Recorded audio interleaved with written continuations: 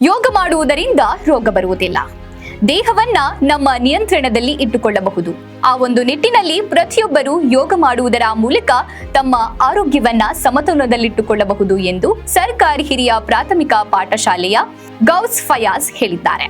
ನಗರದ IUDP ಲೇಔಟ್ನಲ್ಲಿ ಶುಕ್ರವಾರ ಸರ್ಕಾರಿ ಹಿರಿಯ ಪ್ರಾಥಮಿಕ ಪಾಠಶಾಲೆಯಲ್ಲಿ ನೆಹರು ಯುವ ಕೇಂದ್ರ, ಚಿತ್ರದುರ್ಗ ಹಾಗೂ ಮಡಿಲು ಗ್ರಾಮೀಣ ಮತ್ತು ನಗರಾಭಿವೃದ್ಧಿ ಸಂಸ್ಥೆ ಸಹಯೋಗದೊಂದಿಗೆ 10ನೇ ಅಂತಾರಾಷ್ಟ್ರೀಯ ಯೋಗ ದಿನಾಚರಣೆ ಕಾರ್ಯಕ್ರಮವನ್ನು ಉದ್ಘಾಟಿಸಿ ಮಾತನಾಡಿದರು. ಆರೋಗ್ಯವೇ ಭಾಗ್ಯ ಎನ್ನುವ ನಾಡು ನುಡಿಯಂತೆ ನಮ್ಮ ಆರೋಗ್ಯ ಚೆನ್ನಾಗಿರಬೇಕಾದರೆ ಯೋಗ ನಮ್ಮ ಜೀವನಕ್ಕೆ ಅತ್ಯಮೂಲ್ಯ.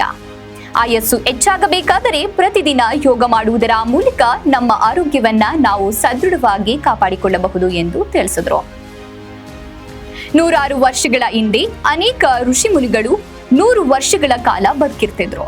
ಕಾರಣ ಅವರ ಆರೋಗ್ಯದ ಸಮತೋಲನ ಅತ್ಯಂತ ಮುಖ್ಯವಾಗಿರ್ತಿತ್ತು.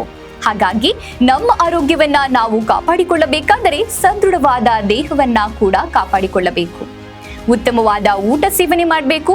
ಜೊತೆಗೆ ದಿನನಿತ್ಯ ವ್ಯಾಯಾಮ, ಯೋಗವನ್ನ ಮಾಡಿದ್ರೆ ಉತ್ತಮವಾದ ಆರೋಗ್ಯವನ್ನ ವೃದ್ಧಿಸಿಕೊಳ್ಳಬಹುದು ಎಂದು ತಿಳಿಸಿದ್ರು. ಈ ಒಂದು ಸಂದರ್ಭದಲ್ಲಿ ಸರ್ಕಾರಿ ಹಿರಿಯ ಪ್ರಾಥಮಿಕ ಪಾಠಶಾಲೆ ಶಿಕ್ಷಕರಾದ ಸಲ್ಮಾ, ಅನಸೂಯಮ್ಮ, ಪ್ರಸಾದ್, ಅಕ್ಕ ಮಹಾದೇವಿ, ಅನಿತಾ ಕುಮಾರಿ, ರಾಧಾ ಹಾಗೂ ಸಂಸ್ಥೆಯ ಕಾರ್ಯದರ್ಶಿಯಾಗಿ ಆನಂದಪ್ಪ, ಮಹಾಂತೇಶ್, ಪ್ರವೀಣ್ ಕುಮಾರ್, ದರ್ಶನ್ ಹಾಗೂ ವಿದ್ಯಾರ್ಥಿಗಳು ಭಾಗವಹಿಸಿದ್ರು.